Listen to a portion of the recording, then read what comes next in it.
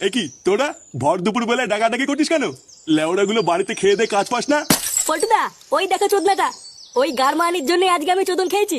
এই বাড়াগুলো তোরা কি গুদুর গুদুর করছিস রে? কিছু বললে বল, না হলে ভাগ এখান থেকে।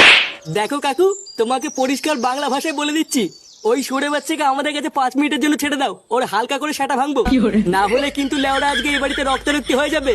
কি হয়েছে? রক্তারক্তি হয়ে যাবে মানে? ফাটা তোদের কি করেছে? আবার জিজ্ঞাসা করছো কি করেছে?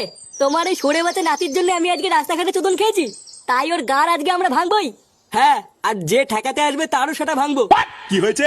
আমার দাদু ভাইয়ের সেটা ভাঙবি? আয় না, আয় আয় আয়। ভোদারবার লুঙ্গির তলে মাথা ঢুকিয়ে এমন মোচড় মারবো না, ছটপটি মরে যাবি। উনি লুঙ্গির তলে মাথা ঢুকিয়ে মোচড় মারবে, আর আমরা চুপচাপ বসে থাকবো নাকি? বাড়া, আমরাও টান দিয়ে লুঙ্গি খুলে দেবো। শুয়োরের বাচ্চা, তোর সেটা আমি পরে ভাঙছি, দাঁড়া। এবার আয়, অত কথা বলার টাইম নেই, ওই চোদনার আগে সেটা ভাঙ, তারপরে যা হবে দেখা যাবে। মার বাড়া।